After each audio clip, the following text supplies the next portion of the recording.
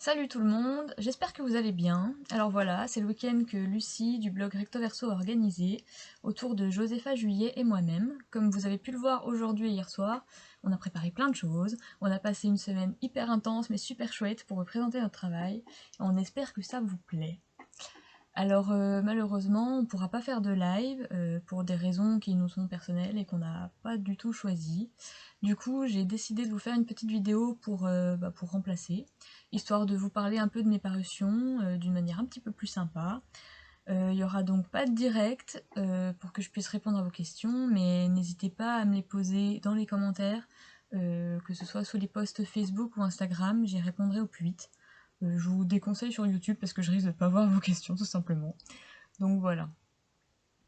Alors pour l'instant, moi j'ai sorti 2 textes officiellement et plus un troisième que seules quelques personnes ont dans leur bibliothèque, qui était un cadeau lors de la campagne Ulule que j'ai organisée.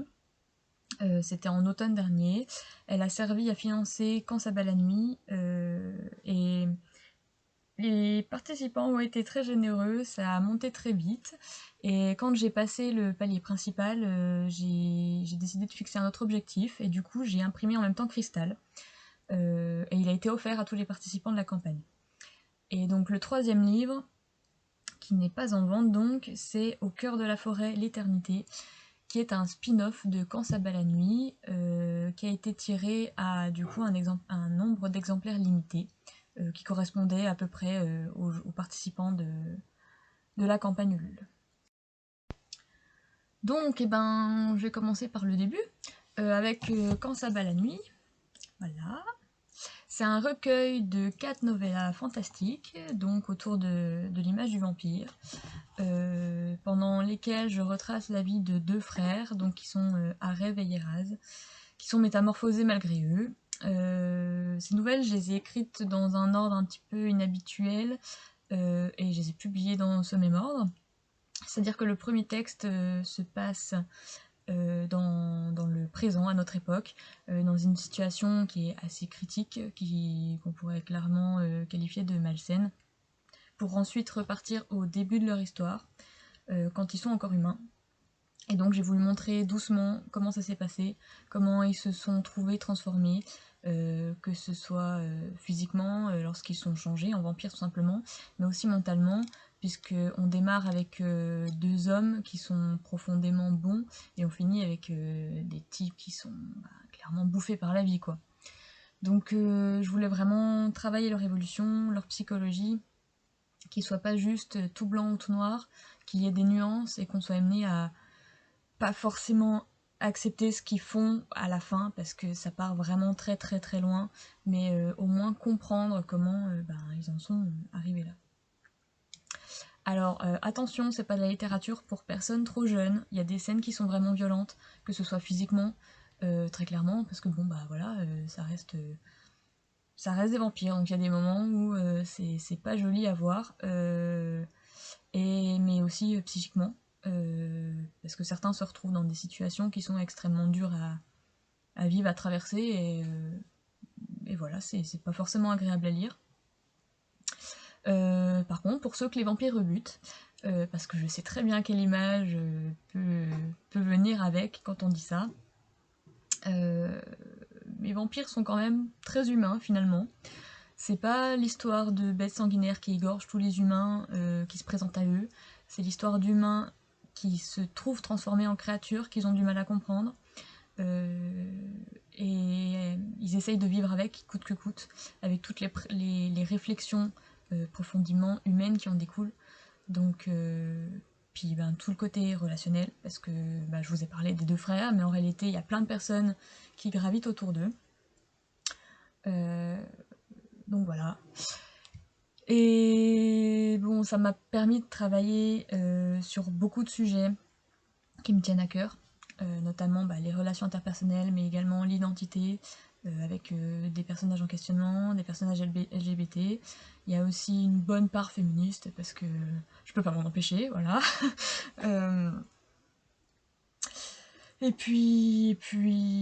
Voilà, tous les thèmes qu'on peut trouver quand même assez souvent, mais qui restent très très importants, par exemple l'amour, l'amitié, qui l'on est, qui on veut être, mais aussi l'acceptation de soi, de l'autre, la solidarité, enfin voilà. Donc il y a vraiment beaucoup de choses que j'ai voulu mettre là-dedans, dans ces personnages, et j'espère que vous, en tant que lecteur, vous percevrez tout ça lorsque vous découvrirez mes textes. Donc voilà, c'était Quand ça bat la nuit, il est là, il est beau. Ensuite, donc il y a eu le spin-off, voilà. Donc Au cœur de la forêt, l'éternité. Je vous en parle maintenant parce qu'il est lié à Quand ça bat la nuit, donc, je viens de le dire, c'est un spin-off, que j'ai écrit spécialement pour la campagne Ulule. C'est une nouvelle dont les héros sont deux personnages secondaires de Quand ça bat la nuit. Ça se passe au Moyen-Âge, donc encore bien avant la novella la plus ancienne du recueil. C'est l'histoire de Phil et Lina, de leur rencontre, de comment l'un entraîne l'autre dans la galère. C'est aussi un texte LGBT, du coup, avec un personnage intersexe qui est également androgyne, un autre personnage qui est aromantique. C'est pas le sujet principal, quoique l'intersexualité a quand même son importance. Mais je tenais à parler de ces sujets-là, sans que ce soit l'élément clé, mais ne serait-ce que pour les mettre un peu en avant. C'est vraiment important pour moi, et donc j'espère que ça plaît aux lecteurs qui ont obtenu le livre via la campagne Ulule, du coup.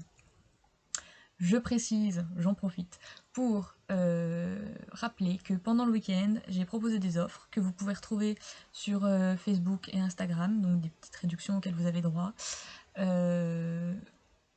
Pour ça, il faut commander directement auprès de moi en m'envoyant un petit message, Messenger, Instagram, mail. J'ai tout donné les informations sur les différentes pages. Et donc à la fin du week-end, parmi toutes les personnes qui ont commandé auprès de moi, je fais un tirage au sort et cette personne remporte un exemplaire restant du spin-off. Il m'en reste plus beaucoup, il doit m'en rester un ou deux. Donc voilà, c'est une des dernières chances de l'obtenir si jamais ça vous intéresse. C'est une occasion. Donc voilà, je vous remonte le livre. Il est là, il est beau. Et donc, je finis avec Cristal, qui est en fait mon premier, si on parle en termes d'écriture, puisque je l'ai rédigé il y a 2 ans à peu près pour un appel à texte. À l'époque, j'avais signé dans une maison d'édition, l'éditrice avait lancé un appel à texte pour l'hiver, et donc j'avais écrit Cristal pour cet appel à texte. Il y avait beaucoup plu à mon éditrice, on avait prévu plein de choses, mais malheureusement, la maison d'édition a fermé à peu près au moment où Cristal devait sortir. Je crois que c'était même vraiment à 1 ou 2 jours près. Donc il est jamais paru, mais je l'ai gardé sous le coude parce que c'est un texte que j'aime énormément. Donc je lui ai fait faire une jolie couverture. D'ailleurs, j'ai encore pas parlé des couvertures, honte à moi. Mais elles ont toutes été réalisées par Lila Eng. Je vous mets les liens de sa page dans la description. C'est une jeune illustratrice belge qui est également une très bonne amie, avec qui j'ai adoré travailler, qui m'a fait des couvertures qui sont superbes, qui sont parfaites par rapport à ce que je voulais. Donc voilà, n'hésitez pas à suivre son travail, à aller la rejoindre sur les réseaux sociaux, la soutenir, enfin voilà quoi. Donc, Cristal, c'est l'histoire d'un jeune homme androgyne qui est rejeté par sa mère, qui se retrouve un peu exclu de sa famille. On le suit à un moment où il est particulièrement seul et se rappelle sans cesse de sa petite sœur, de laquelle il se retrouve séparé depuis que sa mère l'a un peu mis à la porte, quoi. Et donc on découvre autant Cristal que sa sœur lors des souvenirs, qui sont évoqués tout au long du livre. Et donc en même temps, Cristal, il fait par hasard la connaissance de plusieurs autres personnes qui vont un petit peu venir refleurir son quotidien. Donc c'est pas un texte qui est toujours très joyeux. Il y a un côté un petit peu mélancolique, puisque bon, la situation de Cristal, c'est assez dramatique quand même, ce qui se passe. Mais ça reste un texte que j'ai voulu positif autour de la différence. Du coup, encore une fois, très ciblé sur la communauté LGBT, puisque Chris est androgyne. Il est également non-binaire, même si c'est jamais précisé lors du livre. On trouve des personnages homosexuels, asexuels, il y a aussi des personnages qui sont handicapés, enfin bref, c'est de la diversité et de la joyeuse diversité. Je me suis amusée à écrire ce texte, j'ai essayé de mettre beaucoup de couleurs dans les personnages. Je voulais parler de la différence, mais sans le faire d'une manière trop morne, malgré la situation de Cristal. Voilà, donc c'est un texte que personnellement j'aime beaucoup. Et donc j'espère que à ceux qui l'ont lu, il a aussi beaucoup plu, et que à ceux qui le liront, il plaira tout autant. Voilà. Donc je vais vous lire un petit extrait. Je suis désolée, j'ai pas choisi un passage très marrant, mais je trouve qu'il est quand même assez représentatif du genre de choses que j'ai voulu dire et montrer. Voilà. Lorsque j'étais rentrée, ma petite sœur était arrivée sur moi à toute vitesse et m'avait sauté dans les bras, faisant tomber mon sac de vêtements. « Cristal, t'es enfin là! Waouh, ce que t'es beau !» Ma mère était sortie de la cuisine au même moment et s'était figée. Elle était devenue livide. Sans prononcer un mot, elle avait ôté ma sœur de mon étreinte, l'avait tirée par le bras et lui avait donné une gifle qui résonnerait toujours dans mon esprit. « Je t'ai dit de ne pas l'appeler Cristal !» avait-elle hurlé. Ma sœur m'avait regardée et ses yeux s'étaient embus instantanément, sans pour autant laisser une larme s'écouler. Ma mère l'avait envoyée dans sa chambre et elle avait quitté la pièce tête basse. Je l'avais entendue prononcer un Cristal indistinct et j'avais cru que ma mère lui sauterait dessus, mais elle n'en avait rien fait. Elle s'était contentée de me lancer un regard furibond et était partie dans le salon sans rien dire de plus. J'avais ramassé le sac et était montée dans ma chambre en silence. Je n'avais pas su pourquoi j'avais été si calme. Pourtant, j'avais vu passer en boucle l'image de ma sœur prenant cette gifle injustifiée. J'avais vu ma mère m'insulter chaque fois que j'avais été un peu moins masculin que ce qu'elle souhaitait. Je l'avais vu m'habiller de vêtements qui me répugnaient. Je l'avais vu dire à mon père que je n'étais pas normale et qu'il fallait faire quelque chose. Je l'avais vu me crier que je ne serais jamais apte à vivre en société. Je l'avais vu me rabâcher que j'étais un garçon et que c'était ainsi, que je n'avais pas le choix. Je l'avais vu. Je m'étais écroulée sur mon lit. Mon corps était biologiquement masculin, tout fonctionnait pour que j'aie été un homme, mais rien n'avait jamais été clair dans mon esprit. Je ne m'étais pas reconnue habillée en garçon, je ne m'étais pas reconnue habillée en fille. Je n'étais ni l'un ni l'autre, et j'étais un peu les deux. Était-ce vraiment important? Fallait-il absolument que l'on mette une étiquette précise sur ma personne? Pourquoi les gens étaient-ils si gênés quand ils ne savaient pas s'ils devaient dire madame ou monsieur? Ça ne faisait rien, ça ne changeait rien. Je n'avais pas besoin d'être mis dans une case. Je voulais me définir dans l'absence de définition. Voilà pour le petit extrait. Et voilà pour mes livres. En tout cas ceux qui sont sortis. Je peux d'ores et déjà vous annoncer qu'il y aura une sortie relativement bientôt.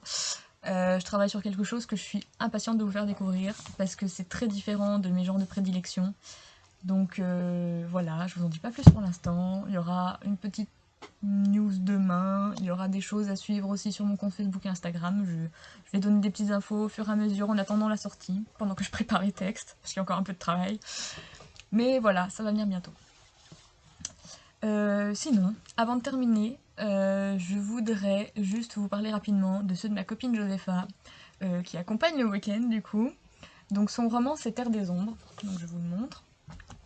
Il y a le premier tome, voilà, avec la couverture bleue. Le deuxième tome, avec la couverture rouge, voilà. Donc j'ai lu ces deux tomes très récemment. J'ai acheté le premier lorsqu'on a su qu'elle nous avait mis ensemble avec Lucie pour le week-end. Et puis j'ai bêta lu le deuxième juste avant qu'il sorte pour l'aider un petit peu à fignoler. Et donc elle me l'a gentiment offert et ça me fait très très, très plaisir. Merci Josepha. Je suppose que le troisième tome est à apparaître dans environ un an. En tout cas, c'est une sacrée surprise, je dois bien dire. Je sais jamais trop à quoi m'attendre quand je lis de l'auto-édité. Je sais, c'est un peu paradoxal vu que j'auto-édite moi-même, mais on sait jamais. Il y a toujours ce petit questionnement de et si c'était quelqu'un qui publie son bouquin sans rien y connaître, qui écrit mal, qui a pondu un truc bateau, enfin bref, tous les trucs un peu bêtes qu'on peut se dire. Et c'est faux, hein, il faut pas se dire ça parce que l'auto-édition on trouve des perles vraiment. Je dis pas ça pour moi, je dis ça d'une manière générale. Et en fait, en plus, je connaissais pas du tout Josepha au moment où Lucie nous a mis ensemble, donc c'était une découverte totale. Et franchement, vraiment très agréablement surprise, et ce dès le début de ma lecture. C'est super original.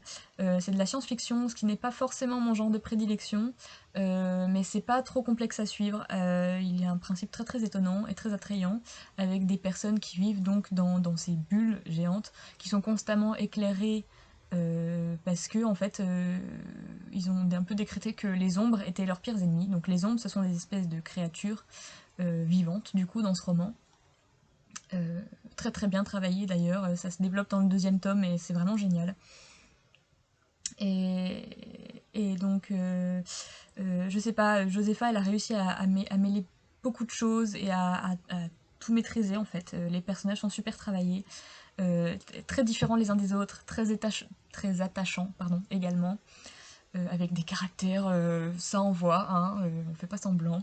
Du coup, ça donne des dialogues absolument géniaux. Il y a beaucoup d'humour en plus, beaucoup d'émotions d'une manière générale.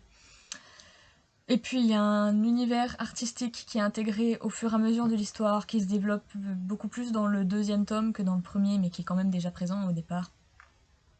Autour de la danse, et personnellement c'est quelque chose que j'aime énormément, la danse d'une manière, enfin déjà de base, mais aussi l'art tout simplement dans les romans, et ça donne des scènes absolument sublimes, c'est vraiment tout un mélange, les ombres, la danse, les personnages, l'univers et tout, c'est vraiment quelque chose de très riche, et en plus elle écrit très très bien, il y a un rythme très dynamique, ce qui fait que les romans, c'est bon. C'est des jolis petits pavés quand même, hein, je vais pas vous le cacher, ils font 500 pages, 550 pages chacun à peu près. Mais on s'ennuie pas quoi, ils se dévorent tout d'un coup. Donc vraiment, n'hésitez pas, lancez-vous, tentez le premier tome. Après, comme ça, si ça vous plaît pas, bah vous arrêtez. Mais je pense que ça va vous plaire, vraiment, je pense que vous allez vouloir enchaîner. Surtout que, bon, la fin, c'était pas très cool, hein. Josepha, t'aurais pu faire... Enfin, voilà, elle nous a bien forcé à acheter le deuxième tome quand même. Mais voilà, non, c'est vraiment très très bien et je peux que vous recommander de les acheter. Voilà, et de les découvrir. J'espère que cette petite vidéo vous a plu. Je suis désolée pour le live en fait, le fait qu'on en fasse pas. J'espère que la vidéo vous satisfait pour remplacer. Que ça vous a intéressé, enfin voilà, que je vous ai donné envie aussi. Je mets en description le lien vers l'événement Facebook, vers le blog de Lucie qui a organisé l'événement. Et merci beaucoup Lucie, tout ce que tu fais c'est incroyable, vraiment. Le temps que tu passes pour nous, pour les petites maisons d'édition et les auto-édités. Personnellement je sais pas comment tu fais, donc merci beaucoup pour ton investissement, c'est vraiment génial. Donc voilà, je vous mets les liens en description. Et j'espère que vous vous amusez autant que nous, on s'est amusé à tout organiser, parce qu'on a beaucoup rigolé, on va pas se mentir, voilà. Je vous fais des bisous à tous, profitez bien, et voilà. Lisez, il n'y a que ça. Salut!